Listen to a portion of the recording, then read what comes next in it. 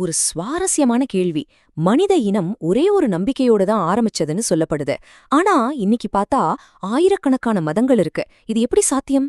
இந்த ஒரு பெரிய கேள்விக்கு ஒரு குறிப்பிட்ட கண்ணோட்டம் என்ன பதில் சொல்லுதுன்னு தான் நாம இன்னைக்கு விரிவாக பார்க்க போறோம். சரி, நாம எடுத்துக்கிட்ட இந்த பார்வை ரேஷனல் பிலீவர் அப்படிங்கிற ஒரு வீடியோல இருந்து வருது. அவங்களோட இறையியல் பார்வையிலிருந்து இந்த கேள்விக்கு ஒரு பதில முன்வைக்கிறாங்க. வாங்க அது என்னன்னு பார்க்கலாம். இந்த வீடியோவோட வாதம் எங்கிருந்து ஆரம்பிக்குதுன்னா, முதல் மனிதர் ஆதம் இல்லையா? பல பாரம்பரியங்கள்ல அவர்தான் முதல் மனிதர்னு சொல்றாங்க. அவர் ஒரே ஒரு நம்பிக்கையை தான் பின்பற்றினாருங்கிற இடத்துல இருந்து தான் இவங்க கதைய ஆரம்பிக்கிறாங்க. அப்போ இங்கதான் அந்த பெரிய மர்மமே இருக்கு. ஒரே ஒரு பாதையில ஆரம்பிச்ச பயணம் எப்படி 4000க்கும் மேற்பட்ட தனித்தனி நம்பிக்கைகளா பிரிஞ்சது? இந்த வீடியோ இந்த மர்மத்துக்கு தான் விடை தேட முயற்சி பண்ணுது. சரி, இந்த மர்மத்தை அவிழ்க்க அவங்க சொல்ற முதல் க்ளூ என்ன தெரியுமா? ஆரம்ப காலத்துல வந்த எல்லா தீர்க்கதரிசிகளும் அவங்க வேற வேற காலத்துல வேற வேற இடத்துல வாழ்ந்திருந்தாலும் சரி, அவங்க எல்லாருமே சொன்ன முக்கியமான செய்தி ஒண்ணுதான் அப்படிங்கிறதுதான். அதாவது அந்த வீடியோ சொல்றபடி ஓரிரை கொள்கை, ஒரே ஒரு கடவுள்தான் இருக்காருங்கிற அந்த நம்பிக்கை தான் எல்லா தீர்க்கதரிசிகளோட போதனைகளுக்கும் அஸ்திவாரமா இருந்திருக்கு. இந்த பொதுவான விஷயத்தை நிரூபிக்க அவங்க முதல்ல யூதர்களோட புனித நூலான தோராவை எடுத்துக்கிறாங்க. அதுல இருந்து ஒரு வசனத்தை பாருங்க. அடுத்து கிறிஸ்தவ நற்செய்திகளை பார்த்தா இயேசுவும் கிட்டத்தட்ட இதே செய்தியத்தான் சொல்றாருன்னு அந்த வீடியோ சுட்டிக்காட்டுது. இதோட நிக்கல.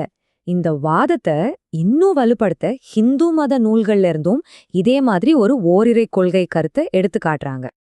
கடைசியா குரான்லயும் இதே மையச் செய்திதான் இருக்குன்னு சொல்றாங்க. ஆக இந்த 4 உதாரணங்களையும் வச்சு எல்லாருடைய அடிப்படையும் ஒண்ணுதான்னு இந்த வீடியோ வாதிடுது. இப்ப இந்த ஸ்லைட பாருங்களேன், ரொம்ப சுவாரஸ்யமா இருக்கு.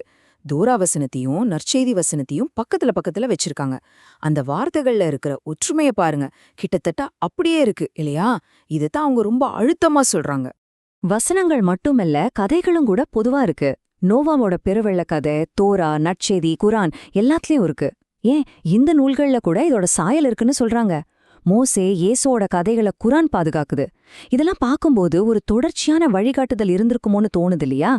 அதத்தான் இந்த வீடியோ சொல்ல வருது. சரி, இப்போ ஒரு முக்கியமான கேள்வி வருது. எல்லாருமே ஒரே செய்தியத்தான் சொன்னாங்கன்னா, அப்புறம் எப்படி இவ்ளோ பிரிவினைகள் வந்துச்சு? புதிரோட அடுத்த பகுதிக்குள்ள போலாம் வாங்க. இந்த வீடியோ என்ன சொல்லுதுன்னா, இந்த பிரிவினைகள் வந்ததுக்கு காரணம் அந்த மையச் செய்தியில இருந்த கருத்து வேறுபாடு இல்லையா? அதுக்கு பதிலா ஒரு புது தீர்க்கதரிசி வரும்போது ஏற்கனவே இருந்த சிலர் அவரை ஏத்துக்க மறுத்ததுதான் காரணம் சொல்றாங்க.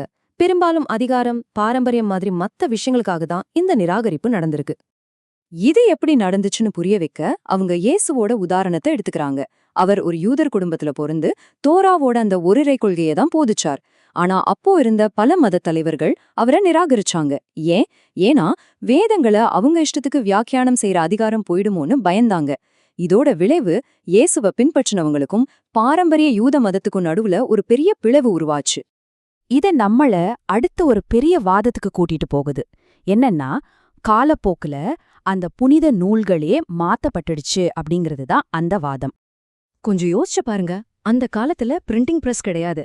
எல்லாத்தையும் கையால தான் எழுதணும். பெரும்பாலான மக்களுக்கு எழுத படிக்கவே தெரியாது. பல 100 வருஷங்களுக்கு வேதங்களை கையால பார்த்து தான் நகல் எடுத்தாங்க. அப்படி செய்யும்போது சின்ன சின்ன தவறுகள் நடக்கலாம், சிலதை வேணும்னே கூட சேர்க்கலாம் அல்லது நீக்கலாம் இல்லையா? இதனால நூல்களை அப்படியே பாதுகாக்கிறது ரொம்பவே கஷ்டமா இருந்திருக்கும். இந்த டைம்லைனை பாருங்க. இது ரொம்ப முக்கியமான ஒரு விஷயத்த காட்டுது. இயேசு மறைந்ததுக்கு அப்புறம் கிட்டத்தட்ட 60-70 வருஷம் கழிச்சுதான் யோவானோட நற்செய்தி எழுதப்பட்டதா இந்த ஆதாரம் சொல்லுது. இயேசுவோட தெய்வீகம் பத்தி ரொம்ப வலுவா சொல்ற பகுதிகள் இதுலதான் இருக்குன்னு அவங்க குறிப்பிடுறாங்க.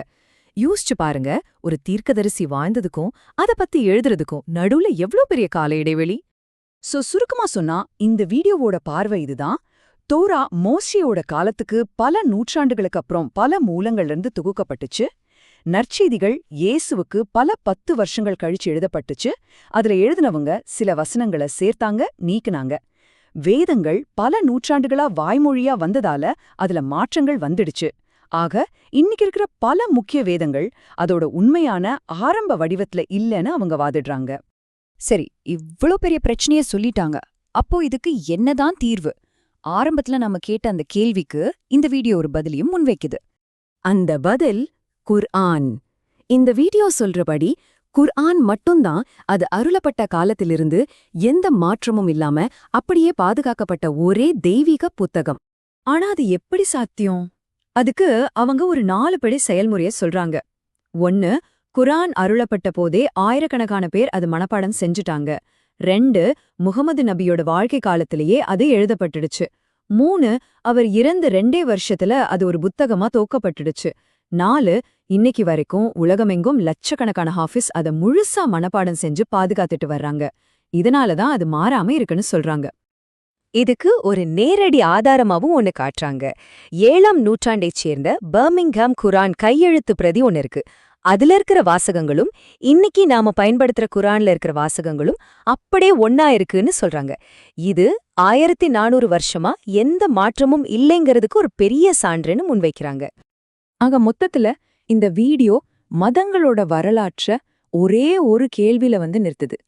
அந்த ஆரம்ப காலத்துல இருந்த எந்த மாற்றமும் செய்யப்படாத உண்மையான செய்திய எந்த மதம் இன்னைக்கும் பாதுகாக்குது?